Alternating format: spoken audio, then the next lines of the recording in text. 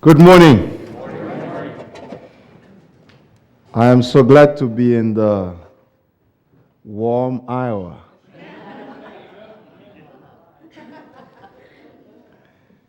What a blessing it is to be with you.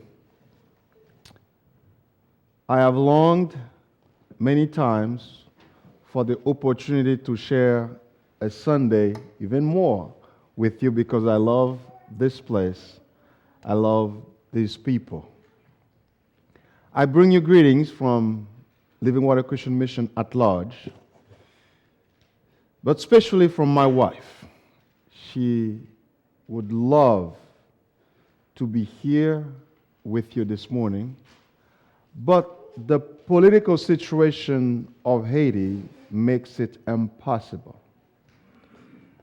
We had the ticket bought. We're going to come together. But as days unfolded, it became clear the two of us should not be out. And the closer the time come for me to be here, I started to doubt, will it be going to be possible for me to get out? My flight was on Monday when somebody called me on Friday telling me if you really want to go to the U.S. to do your visit, you need to leave now. That's Friday. And I asked her what happened. She said, the road is open, and as I heard it, for just today. So I dropped everything, even a meeting that we were going to have in just a few minutes about the project of the university we're going to launch for Living Water. I forwent that, took my backpack, put what it can hold, and left. I have two sons who are here studying. One is at Central Christian College of the Bible, studying for ministry, but mostly worship ministry and technological stuff. One in Oklahoma, studying agriculture. That's his passion since he was a little boy.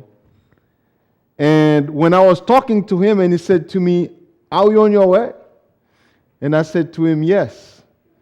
And he said, what about your baggage? I took a photo of his backpack. And he wrote back, what? And I didn't respond because I didn't want to spend my minute. So in the truck, when I reached a point on the road, I realized something inside of me told me, do not push it further. So I asked the driver to return with the truck, and I started walking toward Port-au-Prince with my backpack. I have to say, both sides of the road was very scary, because people with machete, some with big stick, very mad. But I pretend nothing was on the side of the road, walking. At one point, I saw a tap-tap, and he said he was going to Port-au-Prince. And I asked him, how are you going to cross the bridge? He said, don't worry. Because at the bridge, that was ahead, there are guys, very mean. And he said to me that I will take care of that, but you just need to be calm. And he did. He paid the guys, I don't know how much, and there's that enough space for the tap-tap to go through, and off we went. Well, as we were entering in Port-au-Prince, and I realized that the neighborhood is going to go through, I don't want to go through there. And I asked him, are you going through Cité du Soleil? He said, yes. I said, well, I want to get off here. And I got off,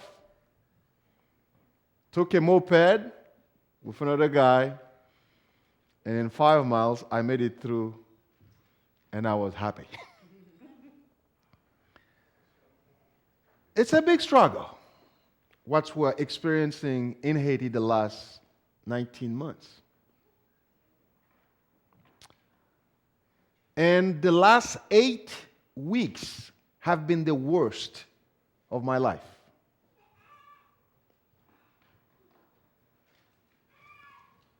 Hunger, killing indiscriminately, and you don't know when and how it's going to happen.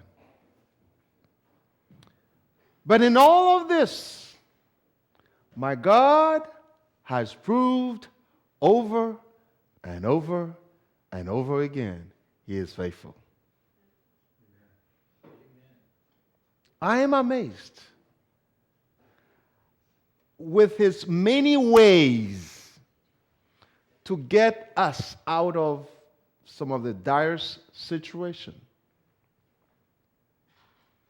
While I'm here, I get a message saying, "Praise God." And I said, "Praise God." Then I learned one of our dear members was coming from Port-au-Prince to Gonaïve to be at Living Water. He got robbed, everything he had on him. In fact, he almost also lost his life because they robbed him at gunpoint. This is it. One of my friends wrote me about the project of the university. He said, based on the situation of Haiti right now, should we continue to invest in Haiti? And I said to him, when I came back from the US in 2002, the situation was the same. Killing, robbery, raping, and all of it. And I said, now we are 2019. Several thousand people have already surrendered their lives to Jesus through this time. Several hundreds of kids have gone through schools. Many of those kids were declared worthless, good for nothing, and now they are nurses, they are doctors, they are office people, they are ministers. And I said, shall we continue to invest? Absolutely, yes. And I said, I cannot guarantee anybody that an investment will turn out to be the way we think. But I said to him, during all those 17 years, God has been and remain God. So, my friend, I come to you this morning with a heart full, very full of gratitude for your prayers and for your faithful support, for partnering with us in the time of laughing and in the time of crying. We have all reasons to celebrate every day because our God is faithful. I am biased about here, rightfully so, because I have so many great partners here. Not long ago, I was invited by a church to hold a seminar for a group of leaders. And when I walked into the buildings, there might have been some, 150 to 200 people. And the guy who was leading all of it was Fanfan. And I said to myself, how proud David Marjorie would be to see Fanfan. He's not a preacher, but he is helping several churches with their leadership team. Fanfan was an orphan, no father, no mother, Fanfan was taken into an orphanage, but the orphanage leader could not afford to pay Fanfan's school. He dropped him at Living Water for school. The developer picked him to sponsor him, and they walked him through all the grades. Now, he's serving, he's helping, he's pushing the church of God forward. What would have happened if the Erickson, Brianna, Glenn, Eddie, many of you have pushed Living Water? And it's a heart again full of gratitude. I come to you this morning to say thank you. Now, we have a lot of things to do. Lots. But our God is able. We will not eat the elephant in one bite. We know that. But a little bite here, a little bite there. A day, a week, a month, and a few years, we will eat up the elephant. But during all that period of time, we need to remember it's not our job, it's His job that He has entrusted unto us. Some of the pictures that we're going to see, you have seen some of them before, I assume, either in emails or probably when I've been here last time, because especially the family picture, I so wanted a new family picture, but getting all those kids together when they are all over is a challenge. But I praise God for all of them. You know, raising up a new generation of godly leaders and workers for Haiti in the service of Jesus, we have been doing that and we'll continue to do that. They tell me if I push this, it will work. Let's see. You turn it on, there's a slide on the side. Oh, there has to be the green light first. That's right. I am so smart. And it's green now, too. That's my family. It's 7 boys, 2 girls. 2 of the boys are adopted. They are not boys anymore. They are now teachers and important people. In fact, one of them is telling me what to do every day.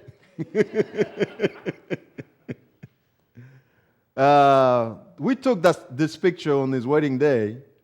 That's Sam. Sam is the administrator of the mission. When we took Sam in, literally, his parents gave up on him. Literally. His mom died, his dad died, but his grandma was raising him with his aunt. They said this boy is not good for nothing. But he has another sister who was older, and he brought him to me, and said, I know he's rebellious.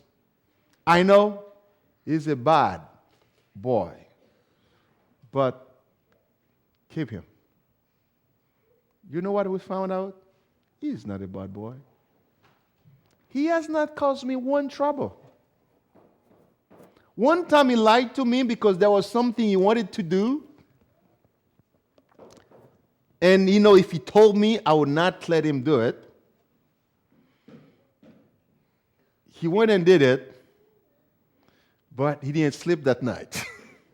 You know why? Because he lied to daddy. That's why he didn't sleep. When he came to me the next day, I said, son, did you sleep? Because his face tells you didn't sleep. And he said, no. And I said, what happened? With cry, he told me what happened. And I hugged him. I said, it's okay. And inside of me, I said, it's payback time.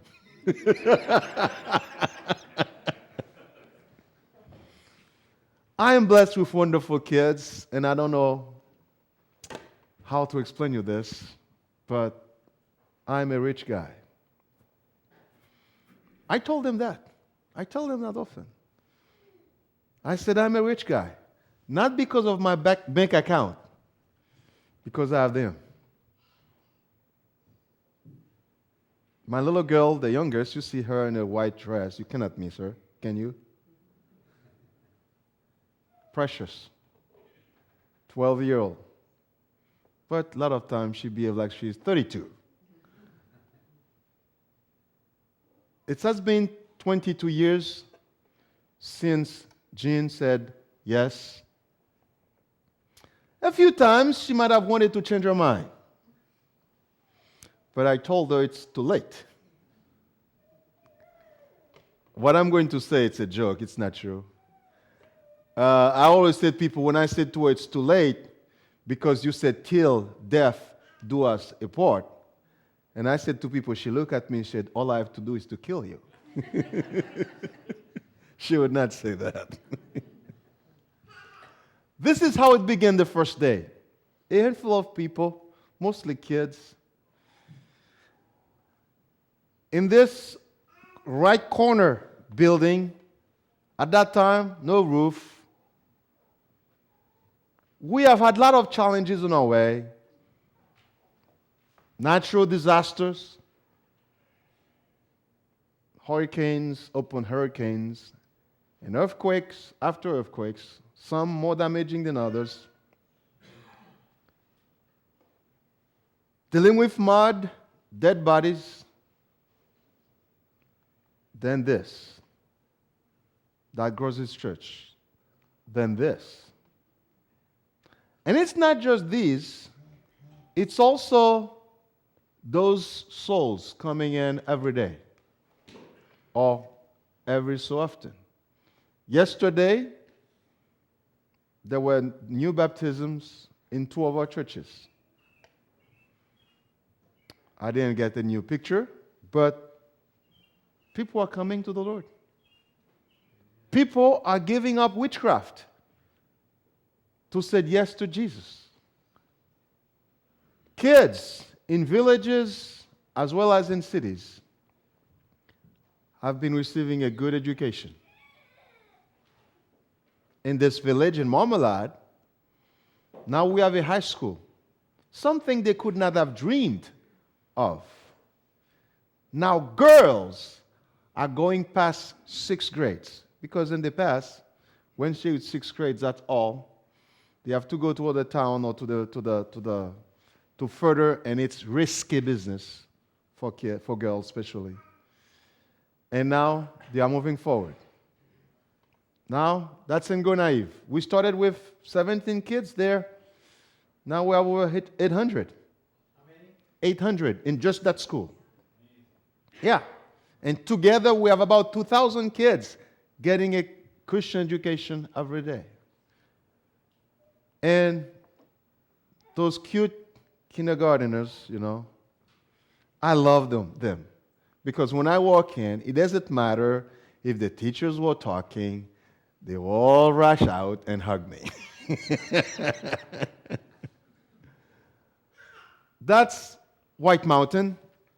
Started 7 years ago. When God sent me there, I thought it was crazy because there was no houses. I mean, you could count on the one hand how many homes there. But now this building is too small. And people are worshiping Jesus faithfully. We're so amazed. We feed those kids the best we can. And many of you here, I've given to rice and beans for kids. That's what it goes, feeding those kids, put smiles, make parents' mind quiet, because some of them, that's the only meal they would have that day. But if it was not this feeding, they would not have it. So it's something we need to keep up. Many, many years I've told you about the radio station. I don't think since the radio station has been in the air, I don't think I've been back here. But faithfully, every day, 24 hours, It's in the air, serving hundreds of thousands of people. We got the license for one state. Our signals actually reach 6 states.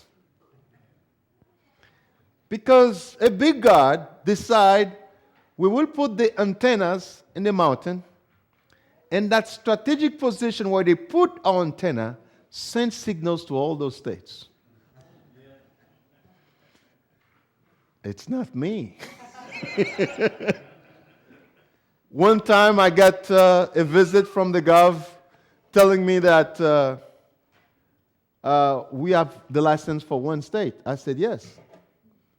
I put my antenna in that just one state. And I don't do anything beyond what you assigned to me. It's not my problem.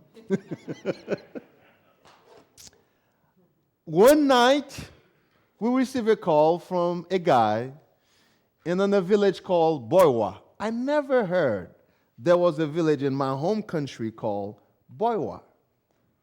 And he said, thank you for the radio station. It's the first Christian radio station we received here. And I said to him, really? And he said, do you know what we do? I said, what you do? At the end of our day, when we finish to work in our farm, the village, we meet together with a little radio in the middle, listening to preaching. Can you imagine this? Could I have done that? No way. But our God knows how to do it. And He has done it. I personally teach every Saturday, except when I'm here, from 5 through 7. We are going through the New Testament teaching. And I've received calls after calls. One guy told me, do you know where I get my Sunday school lessons? I said, no. He said, right here. It's a blessing when you hear that. Now, one time I did get a lady call me and she chewed me up. And because she said, I've been teaching false doctrine. And I said, what false doctrine did I teach? He said, you are teaching people to worship on Sundays. I said, is this false doctrine? She said, yes. I said, ma'am, can you tell me what day Jesus was back from the grave? She hung up. I mean, we're supposed to worship every day, but communal worship, it makes sense for Sunday. Not just the Bible teaches it, but it makes sense. Because that's the day of celebration. Saturday, they had sadness on their face. The coward men were hiding. Oops, did I say the coward men? Yes, they were coward. They were hiding. But the brave ladies on Sunday morning, they went to do a better job than the men in embalming the body.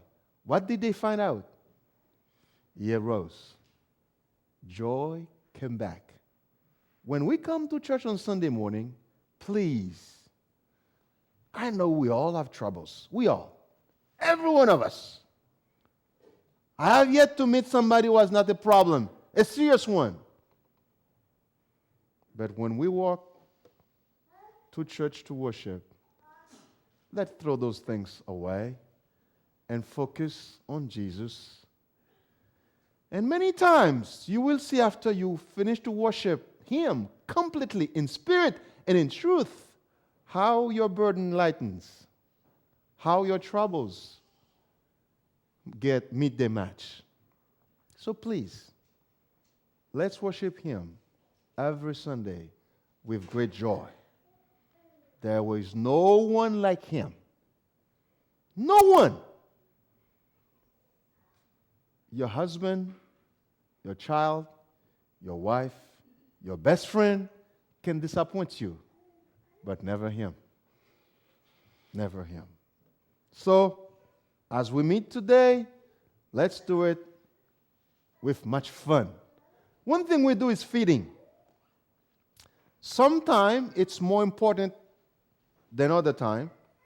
Like now, I just read this morning that more than 33% of Haitians right now are in dire hunger, in the borderline of dying out of hunger. Just this morning I read it, and it's true. The situation of the last 19 months make it worse.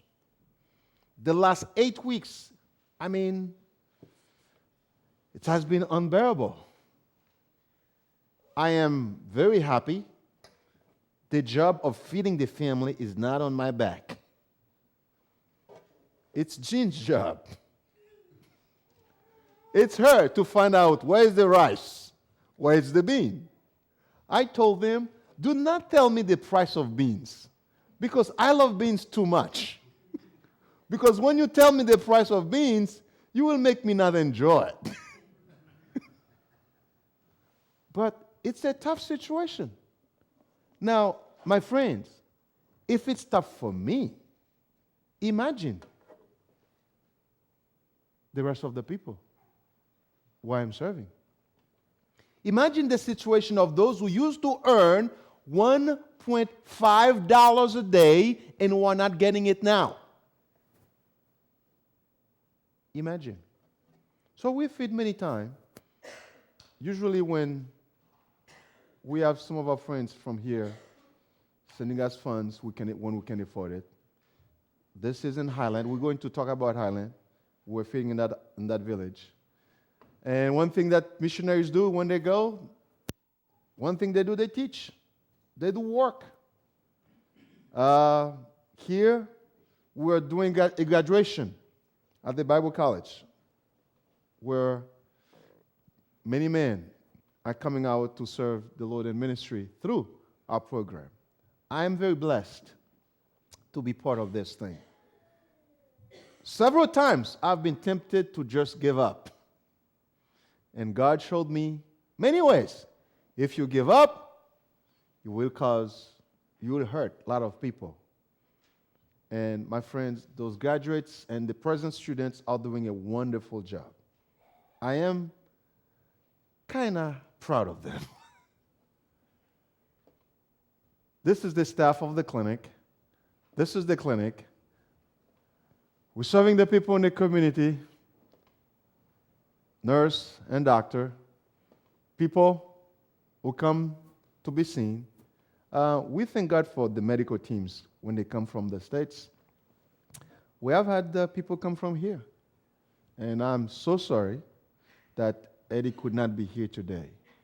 I always joke with my brother Dan, who is a doctor. I said, if I had the guarantee when you are a doctor or a nurse, you would never be sick, I would be one. But they're sick too. And this is a medical team that was providing eye care. This is Dr. Debbie providing care. And this is Dr. Tanya, camera, doing dental work. This is Highland. It's a neighborhood that God literally sent me there. I know some of people don't believe that God talk, God speak. I hope you are not one of them. I don't think God go ahead and blah, blah, blah, blah, blah, blah, blah, blah, blah, every little thing. But God does speak, even today. Oops. Aren't you part of me? I know how to do it. Yeah. When God sent me to this village to start a church and school, I didn't want to go. Not just because it's poor. All they know during all their lives in their history is voodoo. I know it was a challenge, but I went anyway. We were not welcome. But when we start feeding and giving clothes, suddenly we become good guys. When they agreed to sell us the piece of land, the top leader in the village, kind of the chief of the village, he said, I want you to know that we are selling you the piece of land because of the school. And I said to him, we'll have a church too. He said, yeah, I know. You are a pastor, after all. Yeah, they have it both. And we feed them. That's people bringing food to the people's home in the village. And we broke ground on the school. And we're providing care, medical care. And this is the school. They call it their palace because that's the biggest building, and they told us they have in the village. And now, this boy was supposed to be a witch doctor now, and he's a church leader now, just because we said yes. This is the school. This picture is old. This year, we registered 640 kids for the school. We are in Highland. It's a small village, but kids come from many other villages, and they come because of the school. And the church is going on there. This is also the school. That's my favorite picture. Favorite. You know why? First time they have kids in that age starting to learn. And I like it because in that picture, you have a boy and a girl on the board. Which means, first time when they turn 18, they will be done with school. Isn't that great? And that's possible because of generosity of people like you. This is the land for the orphanage. I didn't want to get into orphanages because I know it's a messy thing, too much work, dealing with kids from different parents on one roof. But when God said you have to do it, guess what? You have to do it. Whether you like it or not, do it. Whether you understand it or not, do it. I said to God, I was Gideon in that project. Very literally, I was Gideon. I said, God, if you really want me to have that orphanage, do this. Then he did it. I said, well, that might be yeah. I give a second one. He did it. I was in Mobile, Missouri, when a guy called and said, I'm supposed to call you because Living Water, I heard, is starting an orphanage. How, man? I didn't ask him that question, I just was. And he said, I have a gift of $30,000 toward the property. And I said to him, can I call you later this week about this? He told me yes. I had his phone. I know his name. He was at Living Water one time. And when I finished to hang up the phone, I said, God, if you really, really, really want this to be done, I want Brian to know about it without me telling him. Brian is our new forwarding agent. He always said, you always start a new project. How are we going to finance it? So I didn't want to bring to Brian another project. It was about 9:30, and I went to bed. And I woke up in the morning. I finished to make a little prayer and opened my laptop, checking emails. And the email entitled, You've Got to Do Something About This. And when I open it, orphanage. And he explained me why. And now with him back, I said yes. And I said yes to God. My friend, this is a group, a team praying over the land. And I happened to learn later, it was this group with my adoptive daughter who was praying consistently for God to keep convincing me. They won. Now they are digging the foundation for the construction of the orphanage. And it's right now it takes a stop because of the situation, but we have enough money for one building, and we need two. So if you are leaning toward helping an orphanage or orphans, feel free to help us out. This is the land for the university. It's a long-standing project. Uh, we had a first piece of property that Brother Lang walked over, but the more I look at it, and the wider God gave me the project, I realize this is the land where we need to have it. This is 76 acres. Land in Haiti is expensive, but for me, this land is cheap. When we finish to pay everything off, it would be $180,000, 76 acres. For the orphanage, I paid 1 acre for 50 grand. It all depends where you are located. And so please join us in this project as well. That's the first post about the project. My friend, take seriously those things. Pray for the mission and the leadership. We have over 260 people on our payroll. Our top leadership, about 30 people, when you take all the directors.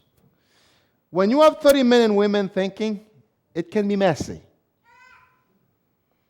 And a lot of time I say, God, why me? They are great people. They want the growth of the ministry, but we remain human beings.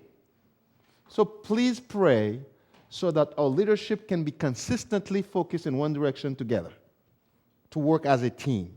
So far it has worked, but I know we are human. So please pray for unity. If you have not been sponsoring a child, please sponsor one of our children to go to school. I don't bring anything because I could not bring anything. But if you go to the website, livingwaterchristianmission.org, there are photos of kids there you can sponsor. Please help us to pay off the land and donate for the completion of the construction of the orphanage. And please, please, please, please pray for Haiti. I don't know when I should stop. They didn't tell me. I get till 10. Okay. But I've been talking a lot. I now let you ask questions. And whatever you want to ask about. I was curious, how far did that last school that you were showing, you said there was like 600 there and come from a long way. How far do they go to get to school? I don't know, but I know some for sure come from 7 miles distance. That's one way. Walking. And you will be shocked to see little kids doing the walking too. Now, sometimes I don't know which one should I prefer, to have 9 on a moped or the walking. I have seen it, my friends. Yeah. This school is such a blessing to the community. I cannot explain it to you. I invite you to come and see when Haiti is quiet. It's wonderful. You know what the parents told me? We don't want Jesus, but we want Jesus for our kids. You know what I told them? That's all right. I said that's all right because I want the kids so that the next generation can be different. But I also say that's all right because I know through the kids, many of them will come.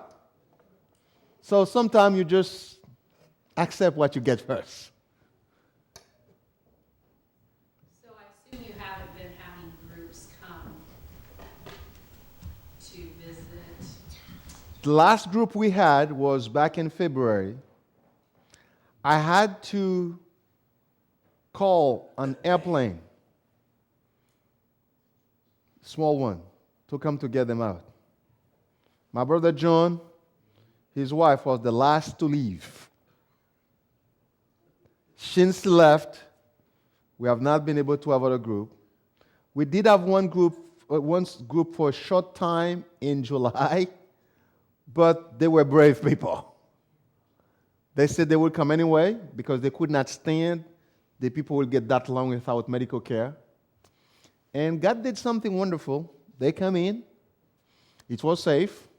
They left, it was safe till they leave. The next day, everything started over again, basically. Yeah. Which make it very hard. Because when the teams come, they see,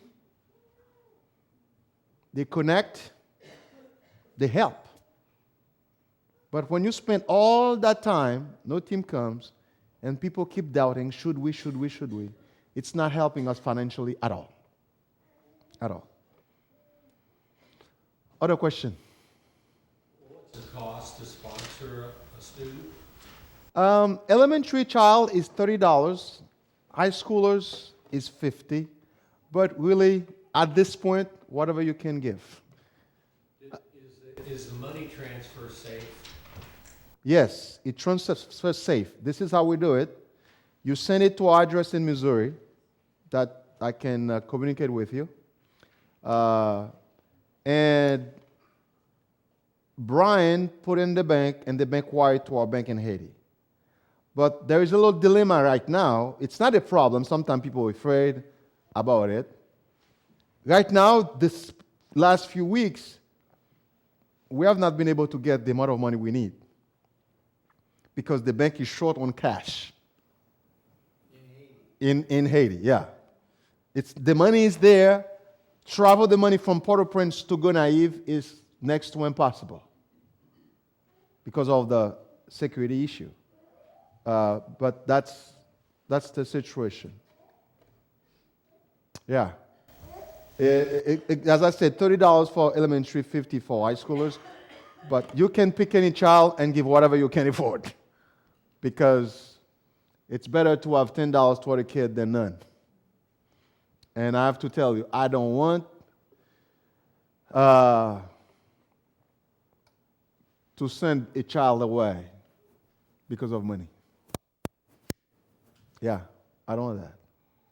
When we visited you in Haiti, I think we went to one spot and you had put a well into that village because it was White Mountain, because people would have to go to a stream somewhere and bring water back. And you get to Highland and you had the same barrier or... Highland is worst.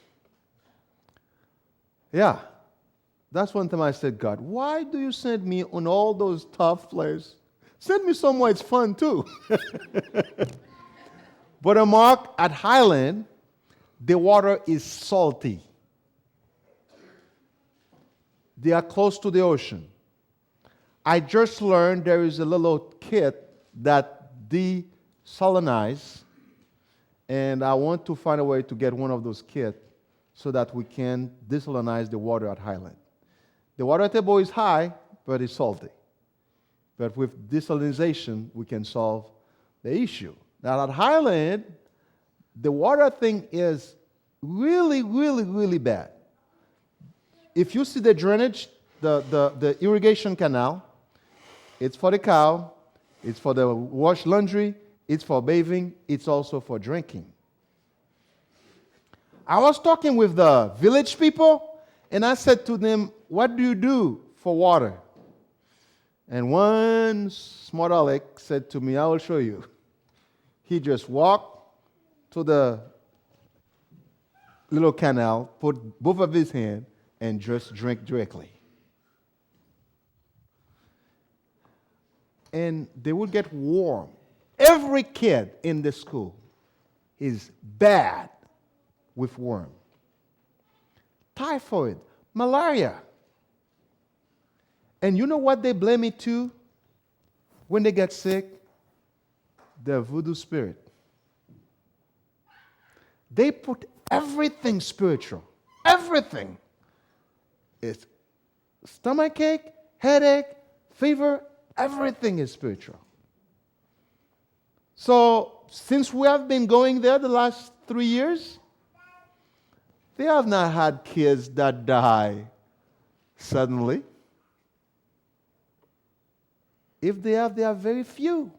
I don't even know cases. You know why? The team that said no matter what happened, we will go. They decide they will go to Highland twice a year.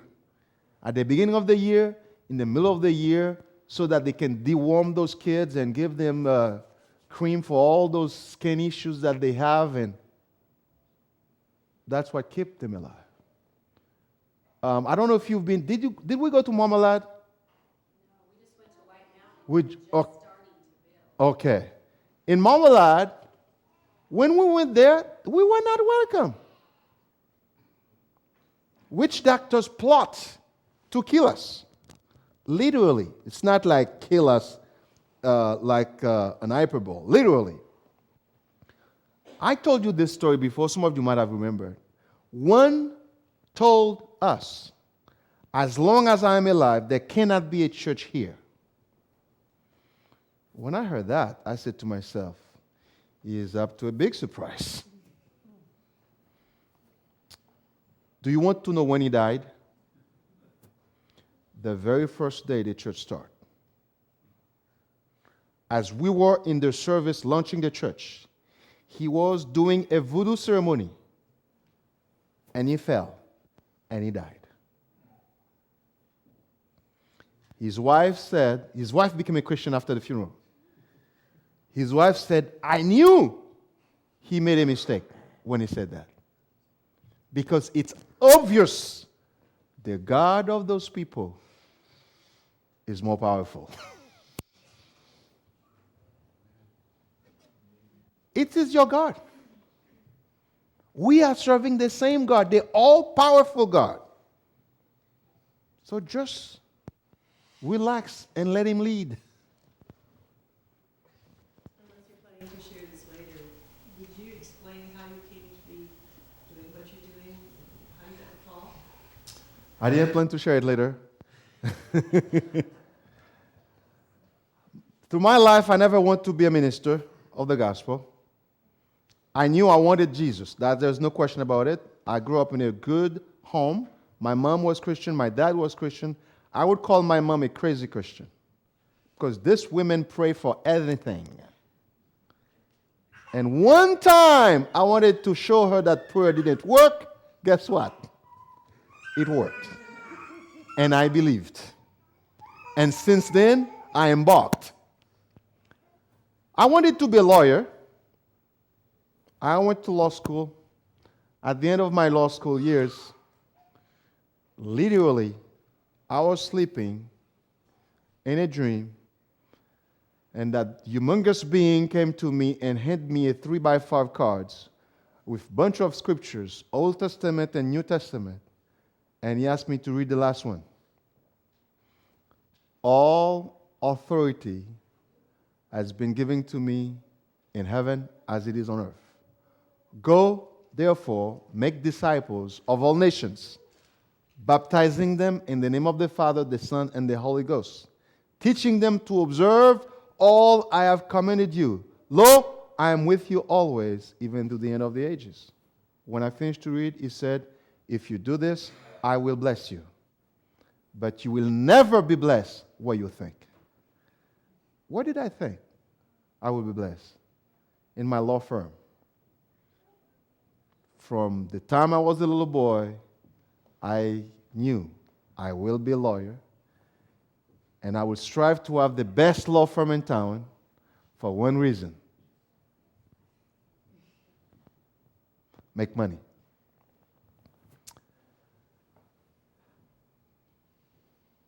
While I was still in law school, there is the opportunity that you can go and took the oath and fill the papers and plead in lower court. I was going to do that.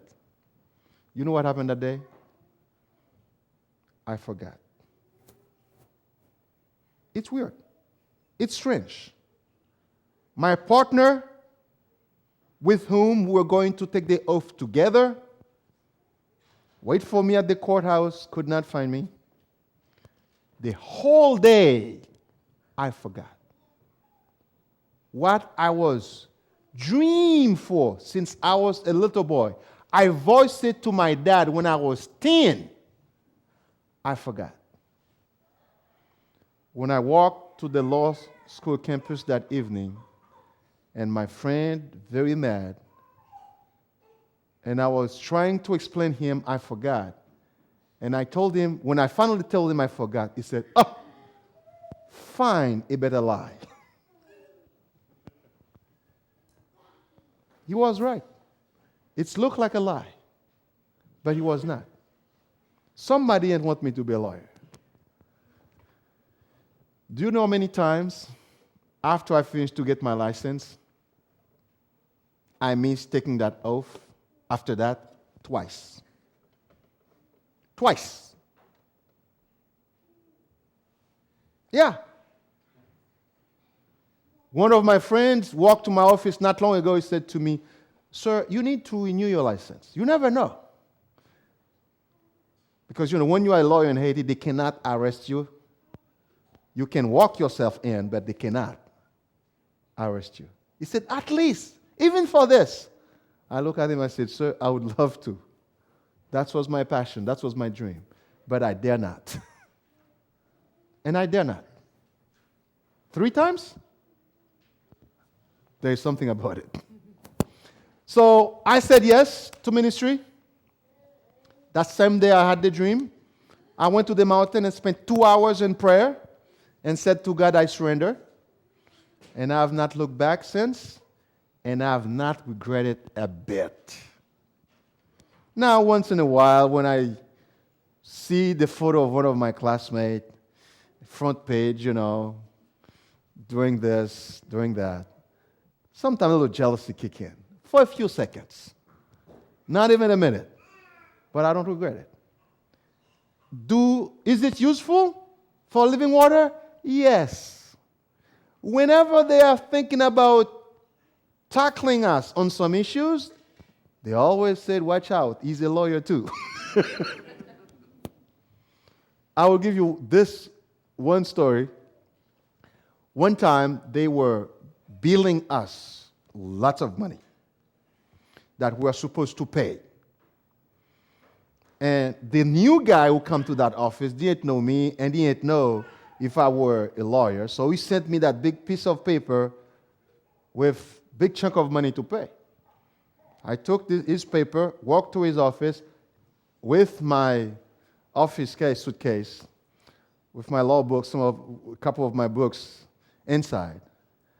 And I introduced him to him, and he tried very nice, showing me that he's trying to just respect the law, da-da-da. I listened to him completely. And I said to him, "I find it's very interesting. You quote Article 68, A, B, C, but you say nothing about D." And he said to me, "What D?" And I pulled the book. He didn't even read it. He said, "Get out of my office." Well, what happened is this article make exception if you are doing works for the community, if it's religious, and it will help the poor. You are exempt from those taxes. He sent me the letter with A, B, and C. Nothing about D. So, after all, it's useful. Other question, it's 10. If you have some office card you want to give me so that you can be on our email list, please do. I would love to have your email so that you can receive news. Pray for us. Again, unashamedly support us. We don't put your money and my family on myself. We put it in the ministry. My family live when somebody is touched by God and said, "This is for Salonique's family," or "This is for the Adolphe." That's how we live. And he has done a good job taking care of us for 17 years. Sometimes we come close, but I never worry because I know he will show up. Thank you so much. God bless you.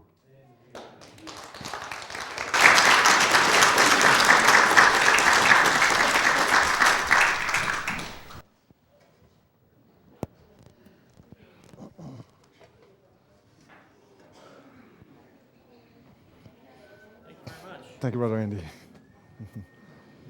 Always very interesting Thank you. and insightful. So I appreciate your coming, and I'm looking forward to the message you're going to give us later.